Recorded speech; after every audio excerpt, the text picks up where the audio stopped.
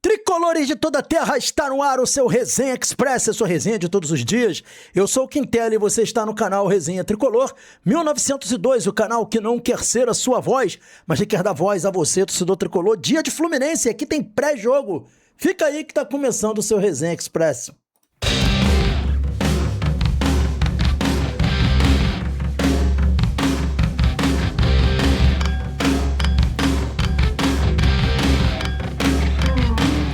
Resenha Express voltando agora em definitivo. Eu peço aos amigos e às amigas aquele pacote do YouTube, se inscrever no canal, ativar o sininho das notificações e deixar o seu like.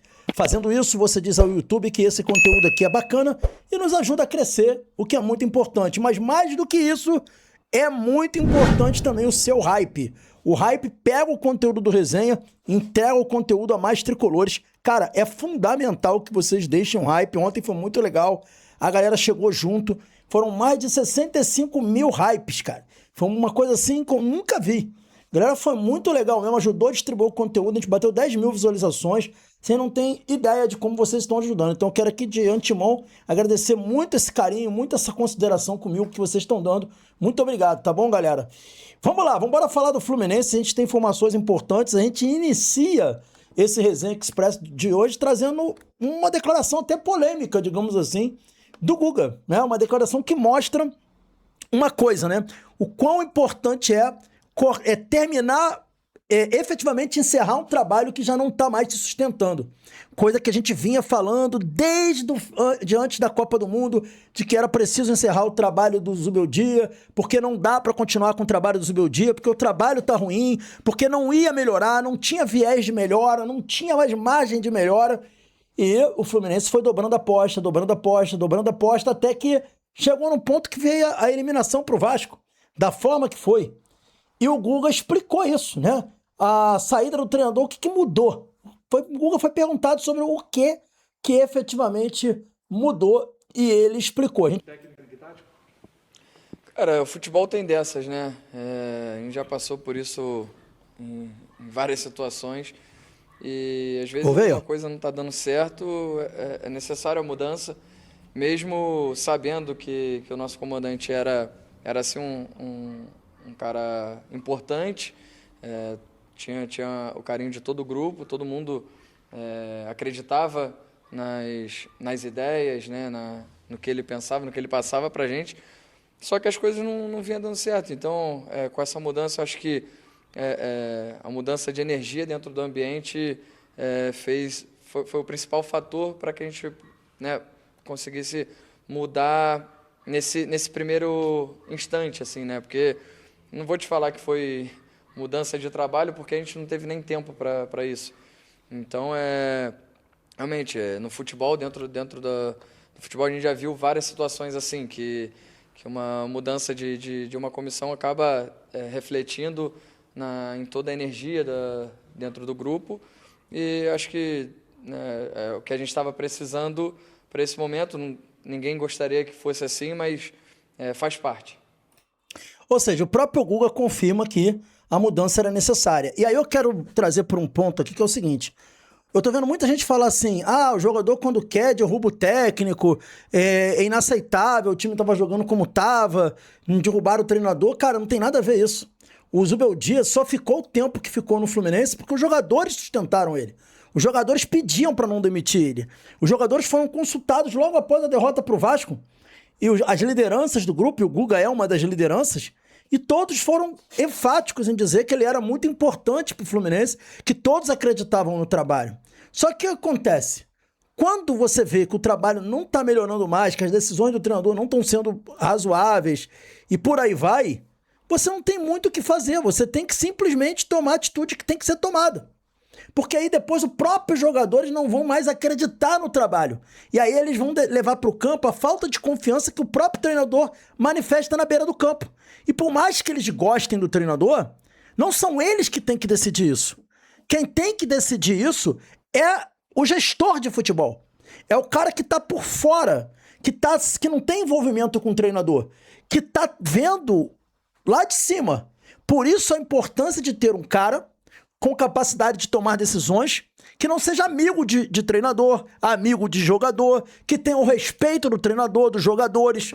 Porque ele vai ter condição de tomar uma decisão dessa. O jogador não. O jogador se envolve com o técnico, vira amigo, e aí fica nisso, ficam tentando protelar. Só que quem sofre com isso é o torcedor. Então, o Fluminense só chegou a esse ponto porque o Fluminense é gerido por dirigentes extremamente amadores, que não são profissionais, não sabem ter feeling. Um feeling que a torcida já teve há muito tempo.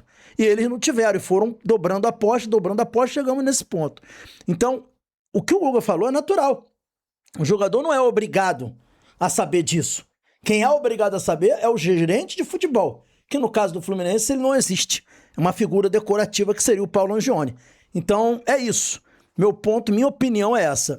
Galera, a menina que apareceu lá com o cartaz, né? Falando do Arias, chamando o Arias de Judárias, a Larissa Freire, foi descoberta. E ela se manifestou no Twitter sobre isso. Vamos dar uma olhadinha aqui, ó. Tem a postagem dela, ó. A quem tá perguntando, levei o cartaz em vários jogos em 23 e 24. Até em jogo do Carioca na Ilha eu levei. Depois acabei desistindo e ficou abandonada aqui em casa até o último jogo. Era melhor ter me dado a camisa, ela falou de brincadeira aqui. E aqui tá a menina, né, com o cartaz do Arias, olha lá. Ela era muito fã do Arias, tá vendo? E o Arias, no entanto, ela não conseguiu a camisa. Então ela resolveu fazer o protesto dela contra o Arias. Tá aí a menina, a Larissa. Foi muito criativa, né? Eu sei que muita gente não gostou, achou que... ficou com pena do Arias, né? O torcedor às vezes não tem pena de si próprio, mas tem pena de jogador. É incrível isso. Enfim. Então, foi isso. A menina apareceu, disse que foi por esse motivo. Ela já tinha levado o cartaz antes e não tinha conseguido a camisa. Dessa vez ela levou, mas aí aproveitou para fazer o seu protesto. Vamos fazer o pré-jogo aqui rapidinho? Vamos voltar aqui para fazer o pré-jogo rapidinho aqui. Informações do jogo, para você já ir para o jogo sabendo o que vai acontecer. E a gente inicia aí com a ficha técnica da partida, depois a gente vai falar de arbitragem. Vamos para a ficha técnica do jogo, né, para a gente poder trazer para vocês aqui um pouquinho da ficha técnica da partida. Vamos lá. Fluminense e Rivadavia, 19 horas, hein, galera? O jogo é hoje, às 19 horas, no estádio Malvinas, Argentina. O jogo será transmitido pelo canal Disney+, né? O Disney+, vai transmitir o jogo. Então, um jogo importante aí sendo transmitido pelo Disney+, tá? O Independente Rivadavia e o Fluminense vem com a seguinte escalação. Vamos para a escalação do Independente Rivadavia. Olha lá. O Bolcato no gol, o Bonifácio na lateral direita. Bom jogador esse Bonifácio, hein? O Ivan Vilauba, o Studer e o Juan Manuel Elorde pelo lado esquerdo. No meio de campo, o Leandro Costa, né? O Bottari e o Lionel Buca. Na frente, Matias Fernandes. Esse é o melhor jogador do time, tá, gente? Camisa 11 aí. Melhor jogador desse time do Rivadavia. Matias Fernandes, o Maximiliano Salas e o Alex Arce, que é o goleador desse time. O jogador mais perigoso do Independente Rivadavia na área. É o cara também que a defesa do Fluminense vai ter que tomar muito cuidado. O Rivadavia joga praticamente ali num 4-4-2 com os meias, o Buca e o Matias Fernandes abertos. O Matias Fernandes pela direita, o Buca pela esquerda. E no ataque dentro da área fica ali o Alex Arce com o Maximiliano Salas partindo um pouco de trás para frente, como se fosse o 7 antigo, né? E o Alex Arce é um homem de área. É um time que explora muito esses lados do campo, né? Principalmente, né, com o Matias Fernandes e o Buca pelo outro lado, só que eles acabam sendo mais centralizados, não abrem muito mão dos seus laterais, que ficam mais como zagueiros, fechando uma linha de 4. Não sei se jogando em casa vai querer atacar mais o Fluminense, mas é um time que busca muito cruzamento pro Arce dentro da área. É um time que tem pouco repertório ofensivo, mas é um time muito forte defensivamente. O Fluminense deve ir a campo com Fábio, Guga, Ignacio, Thiago Silva e René. No meio campo, Martinelli, Hércules, Canóbio e Ganso e Soteldo. E no ataque, o Hulk, o mesmo time do último jogo contra o Palmeiras, só que com a entrada do Thiago Silva e do Ignacio, reforços importantes para essa partida decisiva. Os dois zagueiros estarão à disposição do Fluminense para a partida contra o Rivadavia. Assim, volto a falar, o Rivadavia, mesmo jogando em casa, não vai ir não é um time que tem muito ímpeto ofensivo, né? Vai tentar as bolas aéreas, que são o principal jogo deles, principalmente as faltas cobradas para dentro da área. Esse jogador, o Matias Fernandes, é o jogador mais perigoso deles, é o cara que pode fazer a diferença no jogo individual, mas é o único, né? É um time que não tem jogadores com muito dessa capacidade. Tirando o Matias Fernandes, não há outros jogadores com essa capacidade. É um time que se defende muito bem, dá pouco espaço para os seus adversários, então o Fluminense vai ter dificuldade de enfrentar a linha defensiva do Rivadavia, mas tem que tomar cuidado com as bolas aéreas. O que me deixa um pouco mais tranquilo é que a gente vai ter Thiago e Ignacio, né? Então isso facilita bastante. Espero que o Martinelli e o Hércules estejam num bom dia para não permitir muito espaço na frente de área do Fluminense. Uma outra coisa que me preocupa é que contra o Palmeiras, quando os laterais estavam subindo, os volantes também estavam subindo muito e deixando muitos zagueiros no mano a mano. Então acho que isso aí o Fluminense vai ter que tomar esse cuidado aí contra o Rivadavia. Beleza? Informações trazidas. Vamos falar da arbitragem para a gente fechar aqui o nosso pré-jogo. Quem apita o jogo é esse senhor aí, o André Rojas, árbitro colombiano de 42 anos. É um árbitro que tem uma média de 4,2 cartões por jogo, uma média normal, dentro do esperado. Apita em cima e não costuma conversar. Ele não gosta de conversa. É um árbitro muito rigoroso nisso, né? Partidas importantes apitadas. Ele apitou a final da Recopa Sul-Americana de 21, Defensa e Justiça 1, Palmeiras 2. E apitou também a final da Recopa de 2024, vocês vão lembrar bem, né? A vitória da LDU por 1-0 contra o Fluminense, e esse jogo tivemos polêmicas, tá? Vocês vão lembrar que nesse jogo, olha lá embaixo lá que tá escrito, ó, nessa final ele não marcou um pênalti para o Fluminense, escandaloso, tá? Não marcou um pênalti escandaloso do Fluminense. No gol da LDU foi uma falta que não existiu. E além disso, o jogador da LDU no gol estava impedido. E ainda assim, ele não deu o impedimento da LDU. Jogador à frente da linha da defesa do Fluminense, e ele não deu o impedimento. As linhas foram traçadas lá, mas claramente a gente viu o tronco e a perna do jogador à frente da linha. Foi um roubo esse jogo aí, LDU e Fluminense, então foi polêmico e todo mundo lembra do ódio que a gente ficou, embora o Fluminense tenha feito uma partida horrorosa contra a LDU.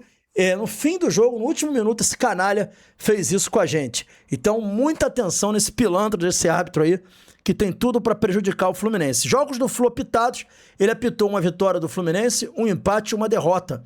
São 3 jogos que ele apitou do Fluminense. Enfim, é que eu falo, você olha os números do cara, você vê que o cara tem números interessantes. É um árbitro que tem uma história, um árbitro que tem, né, que se espera até boa arbitragem. Mas só que eles não se contentam com isso. Eles querem prejudicar os times brasileiros. Parece que são mandados já para fazer isso. Então, isso é uma coisa que é imponderável. E os caras colocam a carreira deles em xeque por conta de coisas absurdas como essa. Mas, enfim, é o que temos para hoje. É só jogar e ganhar que nada disso vai ter problema. Galera, hoje, após o jogo, tem pós-jogo aqui no canal. Eu aguardo vocês. Vem pra cá, terminou o jogo do Fluminense, o pós-jogo com mais análise tática, com participação do público. Tudo isso aqui. Terminou o jogo. Cabeça, já bota pra lembrar no sininho lá da live, que a live tá criada. Você vai lá ver o Quintela e vem pra cá trocar ideia, beleza? Saudações tricolores, um forte abraço, galera. Esse foi o Resenha Express, valeu, fui!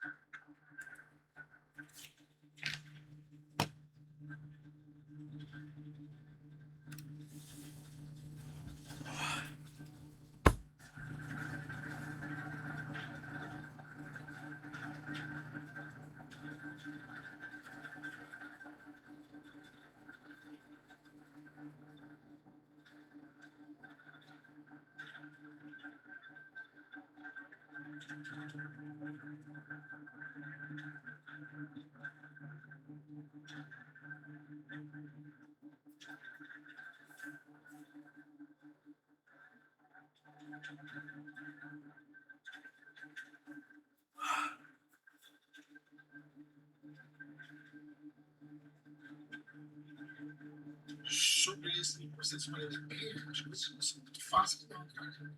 Porque eu tenho uma relação madura com meus filhos, de casado. Mas foi assim que eu assisti.